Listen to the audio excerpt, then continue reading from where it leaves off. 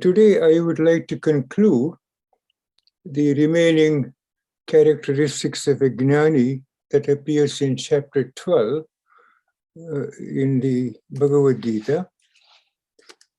And we talked about last time, I pointed out that we have, in addition to the 20 values that Dr. Sane has discussed extensively from chapter 13, then there are some 25 values that appear in chapter 16, the Vaivasara Sampad Vibhaga Yoga. And Dr. Sane will talk about the values associated with a Sthita Prajna, a man well-rooted in wisdom. And if we add all of them up, there are many redundancies. There are about 83 values, and I offer that it is impossible to master all the 83 values. You have to sort them out and try to make a smaller list. And the important thing is that Dr. Sane pointed out, these values should be studied carefully, assimilated in one's own life, and this is the prerequisite for Atma Jnana. There are no two ways about it. One could even look at the values given in Patanjali, the 10 values, Yama Niyamas, those are okay too. Or you can also look at Adi Shankaracharya's Shat Sampat, they're okay too. Viveka, Vairagya, Shat Sampat, that they are okay too. But the important thing is that whatever values you choose, you must abide by it. You must absorb it. You must follow it. This is why when children are born, we normally tell them, learn to be kind to other people. Be kind. That's a value that goes a long way in their own lives. So be kind, be generous, be empathetic. So these are values that we inculcate in our children. And here the Guru is trying to tell us there are values for us, adults, that we need to follow through. And as Dr. Sane pointed out, these values can only lead you up to the moksha dwara, and then you have to cross it on your own. You have to experience the self within you, which is of the quality of silence. And you have to experience that. And that comes about by contemplation and meditation. So you have to have a single-pointed mind centered on a mantra, which could be mantra given to you by a teacher if you're lucky. Otherwise, you pick up any mantra like Om Namah Shivaya or Sri Ram, Jai Ram, Jai Jai Ram, something your mind is already fixed on it. And there's always a question, is it possible for anybody to fix their mind on one thing and not let it wander away? The mind has a tendency to skip back and forth. And the answer is yes. We have actually seen that. If you take the book by Swami Dayananda Saraswati, called a small book, it's called Who Am I? A very small book. Who am I? He tries to use logic and logical arguments to show that in reality, your Nija Swarupa is that of Ananda or fullness, completeness, adequacy, and very nice book. So when you start reading it, you can't put it down.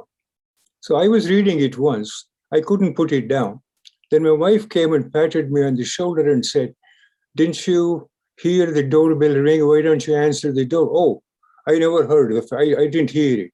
That's because my mind was totally absorbed in that book, that everything else was shut out. So it is possible. So in some sense, you cannot concentrate. That's not really true. That when the chips are down, you can concentrate. And so that is the single-pointed concentration. The people who have realized the Atman say that you will also realize the Atman. You will know yourself to be complete, to be full, Satchidananda. your Nija Swarupa or real identity is one of happiness. And so then you don't go after objects for fulfilling your happiness. So that's the general thing that I pointed out. And continuing on, he says, Visa dveshta sarvabhutana maitra karuna evacha nirmamo nirahankaraha samadukka sukha kshami santushtaka satatam yogi yathatma dhrudhanishchayaha mayarpita mano buddhihi yo madbhaktaha same priyaha. That's what we concluded. But today we will start with the following verse. Yasman no dvijate loko loka no dvijate shayaha harsha marsha bhayo dvegaihi mukto yassacha me priyaha. Yasman no dvijate loko loka no dvijate shayaha harsha marsha bhayo dvegaihi mukto yassacha me priyaha. He by whom the world is not agitated and whom the world cannot agitate, he who is free from joy, envy, fear, and anxiety, he is dear to me. Let's take start with a small surrounding instead of word, meaning the entire word. Let's say the immediate surroundings of this realized person, of this Gnani. Let's suppose he runs an ashram, and that is in the middle of a city, and the surroundings, lots of homes and businesses and everything else. Yasmano dvijate loko. He does not agitate other people, nor does he allow other people to agitate him. And thus agitation comes in because of anxiety, because of if somebody were to, if you're subscribing to a certain belief and that is challenged, you get agitated. This man of realization, or this Gnani, has a unique quality of being always calm, always serene, always present, and he has no enmity. As we have seen before, he has no ill will to anybody. He has a friendly disposition, and he is compassionate and kind, and he is not one who is covetous. So he has no notion of mine, and of course he has no ego at all. And he recognizes the dualities in life, a heat and cold, a happiness and sorrow, etc., etc. And these are inevitable, that they are present all the time. And so he faces those dualities with cheerfulness. So when something good happens, of course he feels happy, but he doesn't revel in it all the time. Or if something untoward happens, he feels sad, but the sadness lasts for a short time because he recognizes that wherever there is happiness, there is sorrow. They kind of go hand in hand. But he is always happy. So he recognizes his own true identity and does not get disturbed. As such a person, how can he disturb others? How can he cause agitation in other people's minds? He cannot.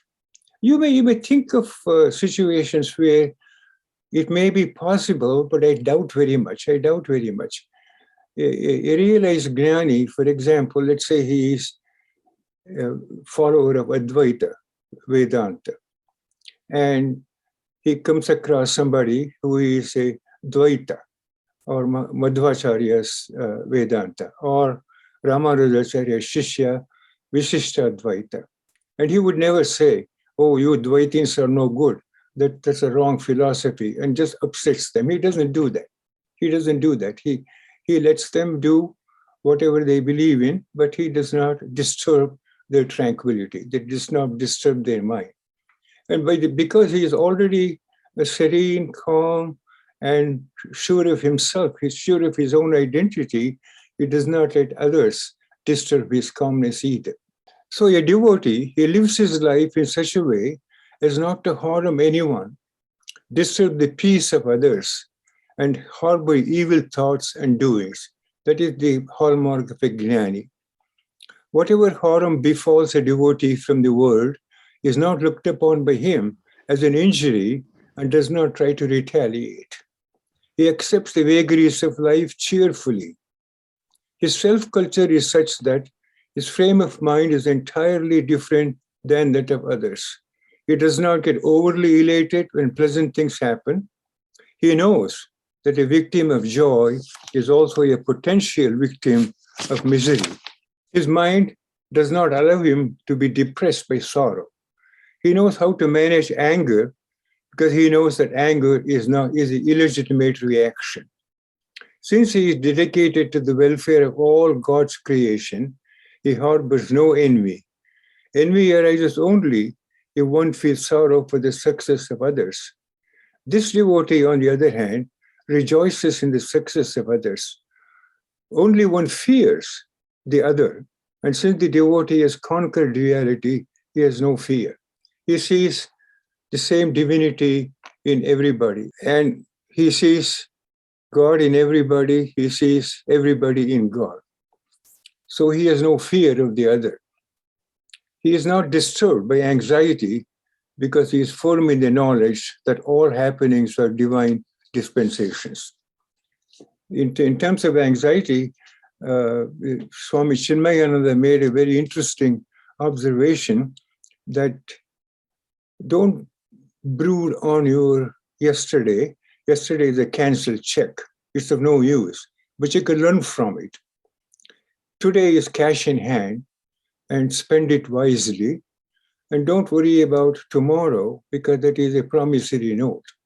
So concentrate on what you're doing now, but to the exclusion of worrying about yesterday and being anxious about tomorrow, then you will achieve whatever it is that you want to achieve in your present life. So this person has that kind of a knowledge. And so he's quite calm. He's an island of calmness in an ocean of turbulence. His hands are in multitude, head in solitude. He is involved in the welfare of others, and he's involved in teaching to the students. He's involved in meditation. He's involved in prayers, and he seems to be a very, very happy person. And such a person, if you meet such an individual, you also feel the same calmness that come into your mind. I remember the very first time I met Swami Dayananda Saraswati. As I approached him to offer my pranams and had a couple of questions, but as I approached him, there was a sense of calmness around him. I was not feeling agitated. I was not feeling anxious. I was not feeling nervous. I was feeling, it's a very difficult thing to explain, that you feel very comfortable, extremely comfortable in the surrounding. The same thing happens, for example, when you go to the temple. There are times when you say, oh, I must go to the temple this weekend. A lot of things are going on in my mind. I better go offer my prayers and be there. If you have been to the temple, you will notice as you climb the steps and go into the main dwara, there is a sense of calmness there. All of a sudden, it seems like much of the burden on your shoulders seem to be lifted. And you are peaceful, you are quiet. And that is the kind of atmosphere that this man of realization has around him. So he cannot agitate other people's minds. He can only calm them down. And he doesn't let other people agitate him because he knows his true nature, which is one of adequacy, which is one of fullness, which is one of happiness. So that's the message that he's going to give. Essentially, in this verse, Lord Krishna is summarizing what he said before. Yasma no dvijati, no enmity towards anybody, being of a friendly nature, being kind and compassionate. All of those qualities are reflected in this statement. Yasma no dvijate loko, loka no dvijate shaya, harsha marsha bhayo dvegahi, mukto yas sachame priyaha. And then it continues on in 12:16. Anapeksha shushir daksha, udasino gatavyataha, Sarvarambha parityagi yo madbhaktaha same priyaha anapeksha shuchir daksha udasino gatavyataha sarvarambha parityagi yo madbhaktaha same priyaha. He who has no personal desires, whose mind is pure and efficient, who is fair to all, he is without anxiety, he is selfless in all his undertakings. He who is thus devoted to me is dear to me. That's because this individual, a gnani, he has no selfish agenda and he is free from wants. He doesn't crave for things all the time. Of course, he needs food to survive, he needs clothes to cover himself up, but those are necessities. But beyond that, he has no other wants. He's pure in his thoughts, words, and deeds. In other words, he does not think one thing, say something else, and do something completely different. His mind, his thoughts, words, and deeds are aligned like an arrow, all pointing in the same direction. He is very efficient in carrying out his dharma because he is well disciplined. If you follow all of these values, you automatically become extremely disciplined, because self-discipline is one of the values that you have to recognize, such as shamadama, mastery over your way of thinking, mastery over your senses, and so you become a very disciplined individual. If one is not disciplined, the mind wanders and will not be able to focus on the task at hand. Well, you can actually see that texting and driving. Texting has a certain purpose. You want to communicate your views to somebody else on the other side. And driving has a purpose. You want to go safely from point A to point B. There are two different tasks. If you try to combine those two tasks without thinking, then it leads to disasters. So the two tasks have been given. You are not giving the two tasks the focus they need, and you're trying to accomplish two things at the same time. That doesn't work. Even grave crises do not cause anxiety and confusion in the understanding of his own real nature. His whole life is dedicated to God and his beings. He has nothing to ask of them. He understands he is only an instrument in God's scheme and has no sense of doership. He accepts the results of whatever he does as a prasad from God. So he has got that prasada buddhi, and he has Ishvara Arpana buddhi. That is, everything that he does is at the altar of God. Karma does not bind him because his actions are not selfish in nature.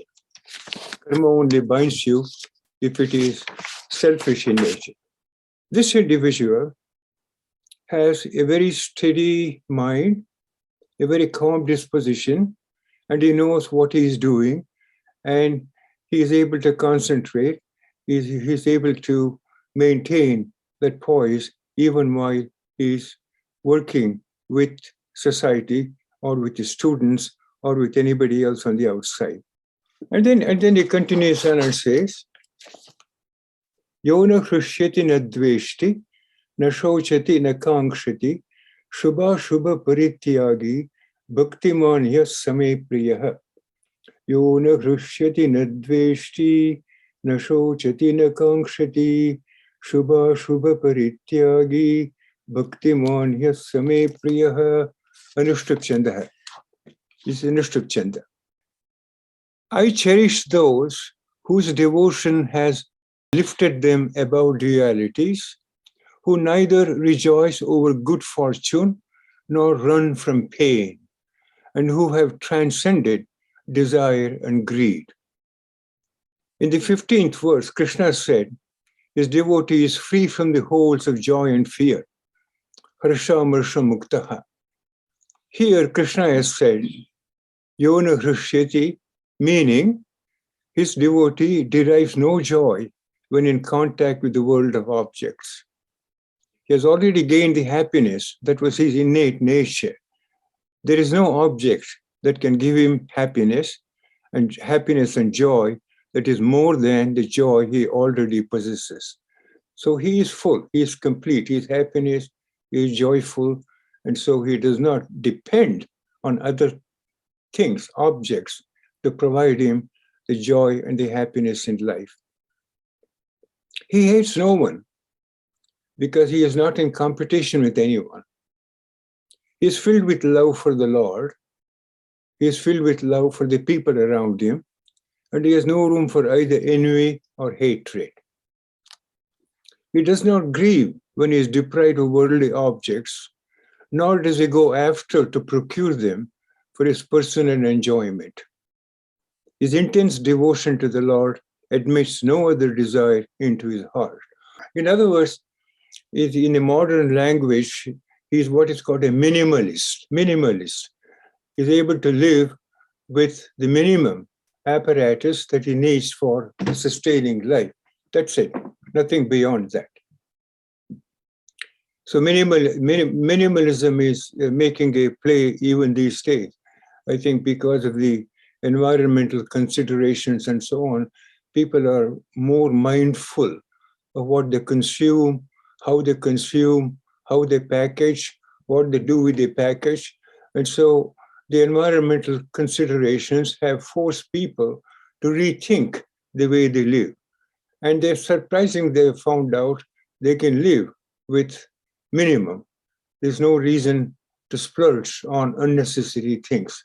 So this is one of the lessons that we learn from the younger people, younger generation, who are very conscious of the environment and who teaches us not to waste so much of paper, not to waste so much of plastic, not to waste so many things, but use things wisely only to the extent that you need them. And this Gnani already knows that.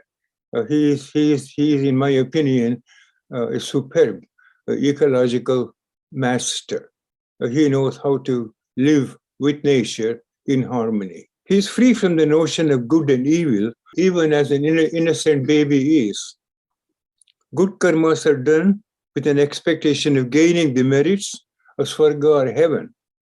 Bad karmas such as cheating, calumny, violence, etc., lead to papa or demerits. Both kinds of the karmas bind one in the shackles of samsara. This particular Gnani, however, has eschewed both kinds of karma and has sheltered himself in God's grace for the purpose of liberation from the cycle of birth and death. One who has the above qualities is called a bhaktiman, one who is full of devotion. A good example of a bhaktiman is Hanumanji. Hanumanji is a sterling example of a bhakta, a true devotee of Sri Rama. Now, if you want to really understand the complete nuances of bhakti, I think you should read a very small book called Narada Bhakti Sutra. Narada Bhakti Sutra, you can find it on Amazon.com. It's a small book, very nice book. And Professor Rambachan had discussed that text, I think almost 16 years ago at the old temple. God takes care of both the yoga kshema. Yoga means required for sustaining the existence of this gnani, and kshema, protecting such means of bhaktiman. So he takes care of the needs of the bhakta, needs of the gnani, and the gnani has nothing to worry about. One whose devotion is to the one, Eka Bhakta, and who is ever steadfast in devotion, Nitya Yuktaha, is supremely dear to me, and he is dear to me. In chapter 7, Bhagavan Sri Krishna says, one whose devotion is to the one, and who is ever steadfast in devotion, is supremely dear to me. So that this is again a summary of the values that this Gnani possesses. as we started out by saying Yona Hrishiti Nadveshti.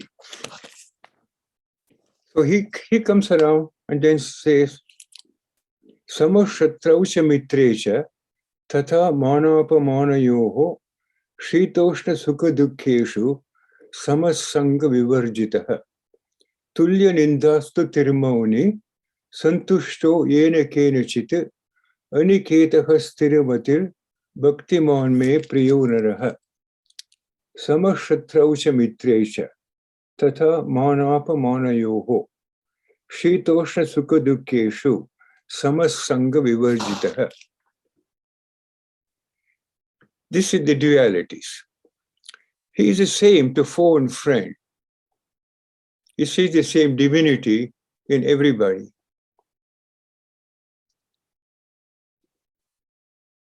He is also calm in honor and dishonor. He is the same in cold and heat, in pleasure and pain. He is free from attachment. Here again, he is pointing out, he is summarizing what we have seen before. When Dr. Sane talked about the values from chapter 13, and chapter 7 we're talking about the same thing here. So he is free from dualities. Yomam pashyati sarvatra sarvancha mayi pashyati. One who sees me in all and all in me, he truly sees. Bhagavan Sri Krishna said earlier. So he has no concept of foe and friend. To him, everybody is the same.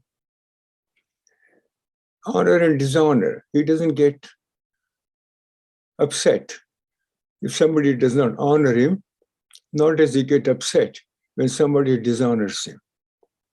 It's the same in cold and heat. That is, cold and heat refers to the body level. Honor and dishonor refers to the intellectual level. And friend and foe refers to the mental level. At all the three levels, he maintains an equipoise. He is free from attachment. And we have talked about attachment before. Dr. Sane quoted many verses from Bhaja Govindam about attachment. Attachment does not mean you don't love the family around you, you don't care for their welfare, but you do, but you don't take it to the extreme. You do it as part of your duty, as part of your dharma, and that is it. And nothing further than that. To whom censure and pleasure are equal. Tulya nindastu tirmauni. He is silent, he is content with anything, he is homeless. Homeless, I mean, his home is wherever he is. He is steady-minded, he is full of devotion. Such a devotee is dear to me. This particular verse, Tulya nindastu tirmauni santushtu yene kenachit, that's one of the late Dr.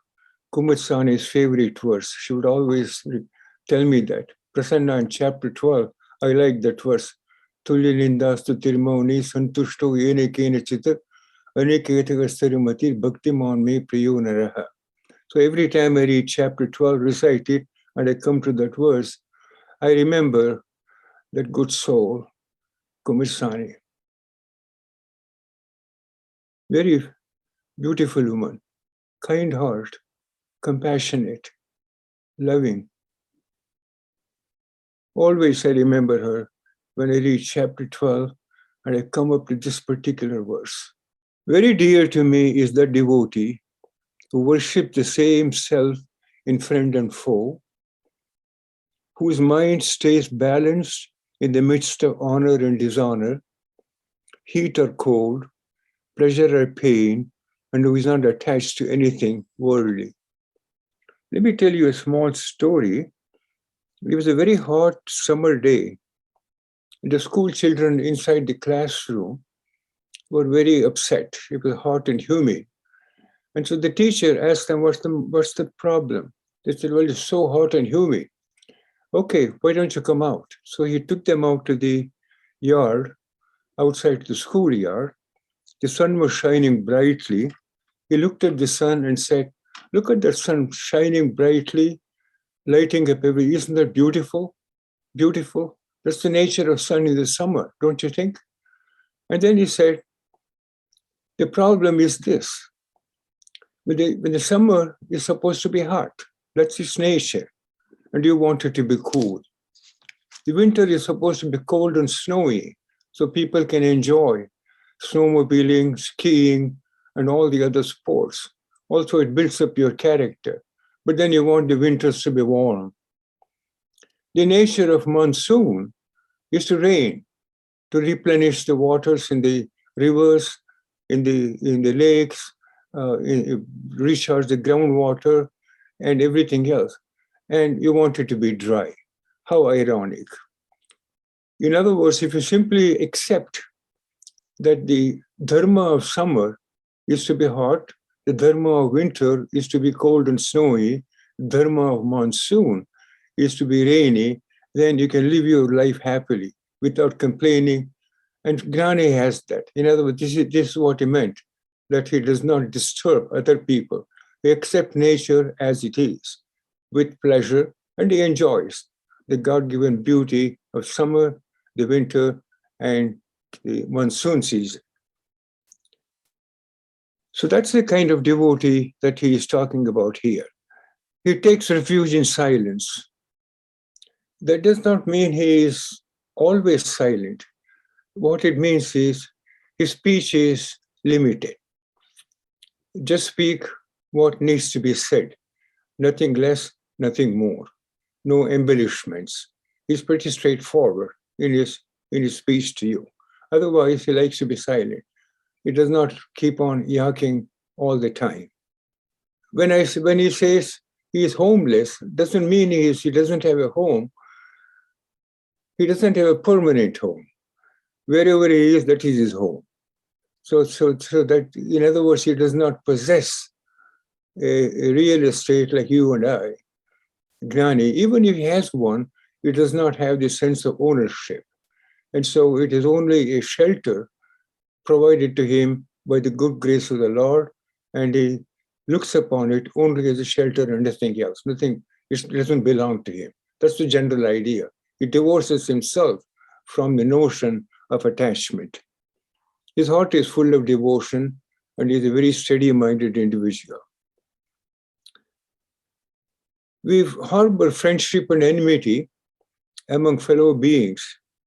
This is so because of our likes and dislikes, and thus a mind that is not pure. For a fervent devotee or a gnani, these differences vanish of their own accord.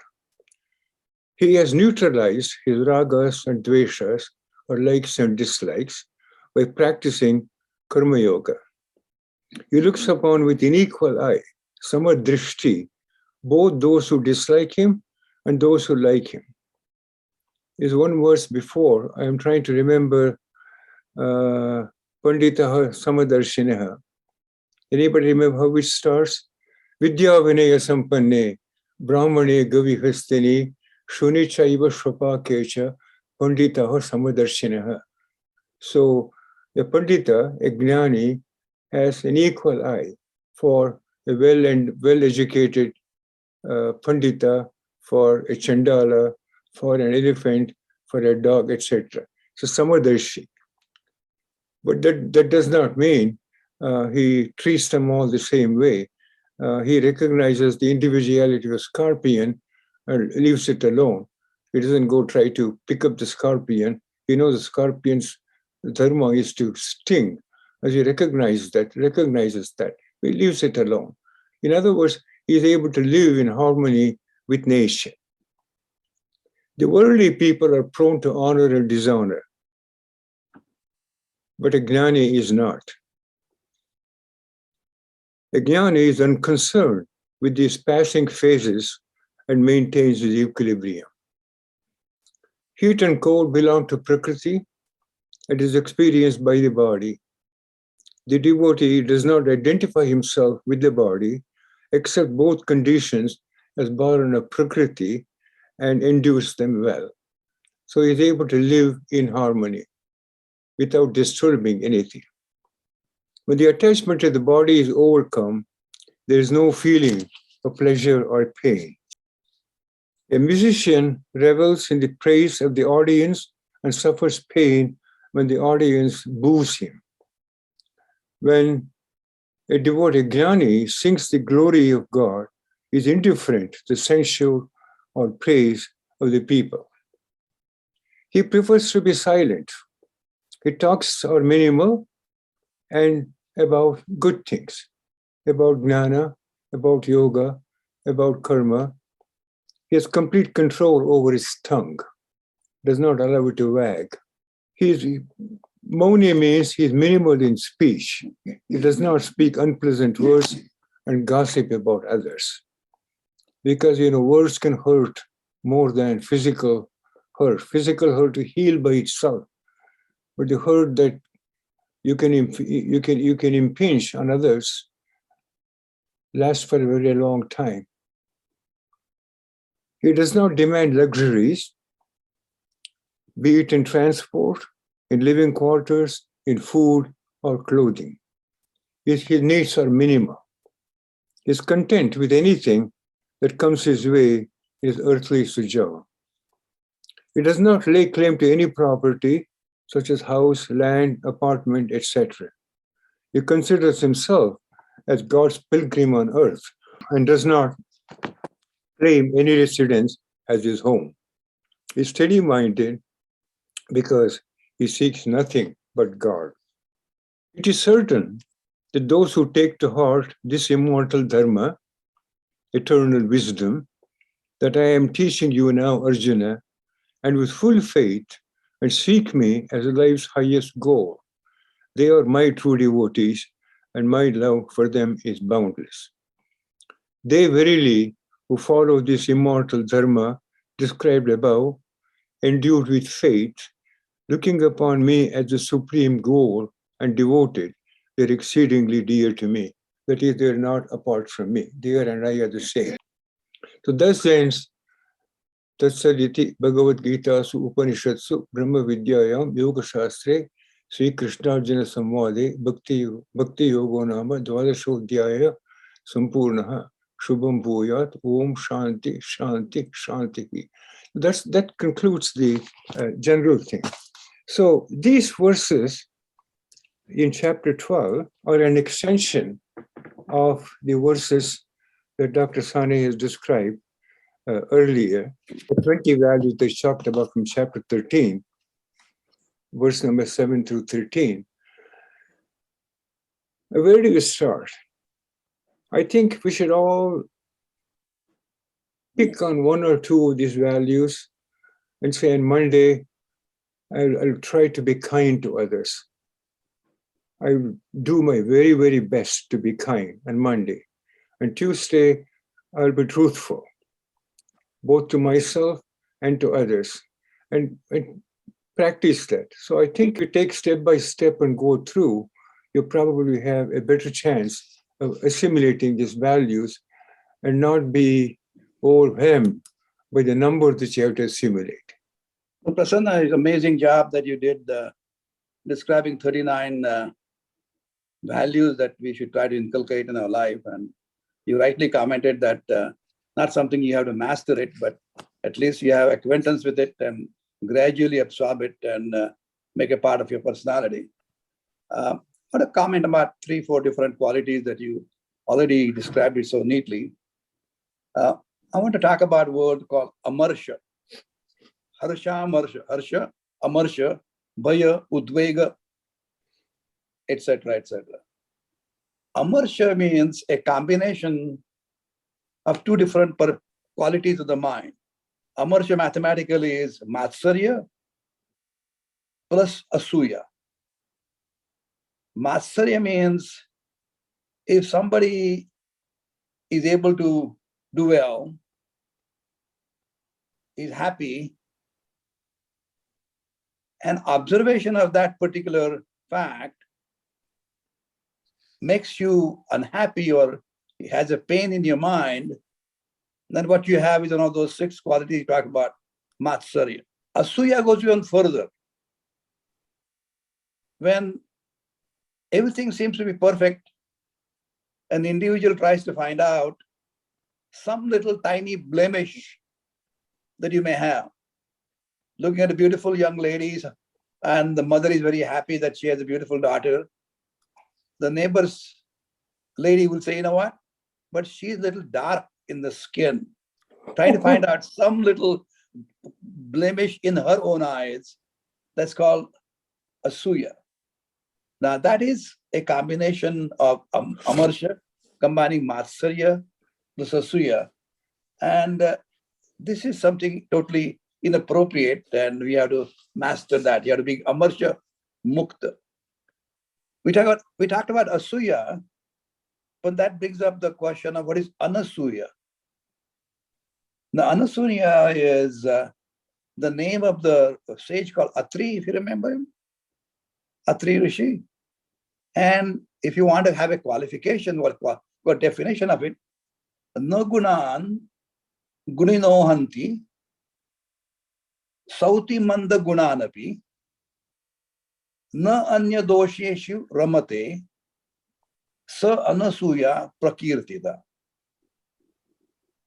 That means one who does not detract from the merits of those who possess those merits, no gunan guninaha hanti, praises even those with scanty worth.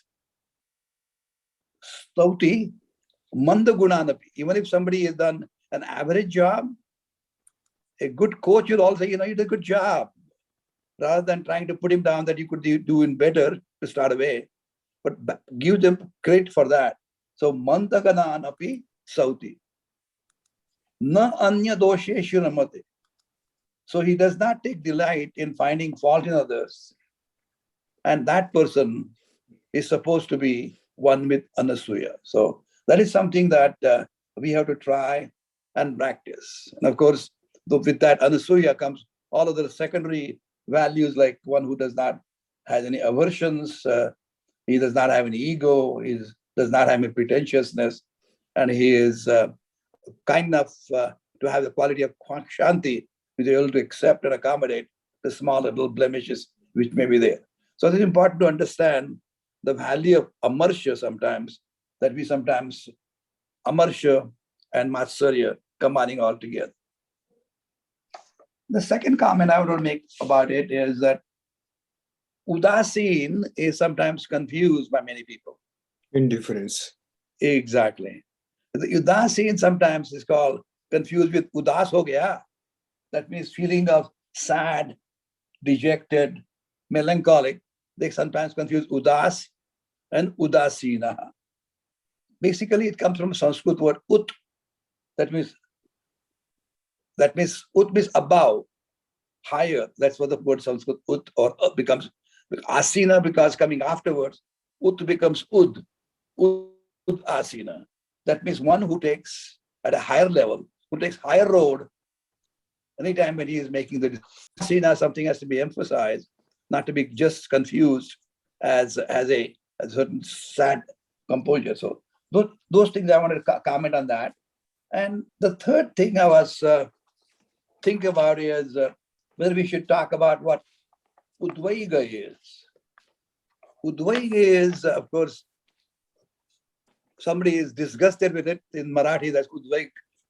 But udvaiga mukta is that individual is so balanced that he has a clarity of mind, and he has a knowledge about accepting the fact as they are, and even the challenges that he or she faces, that individual is able to accept them with an open mind.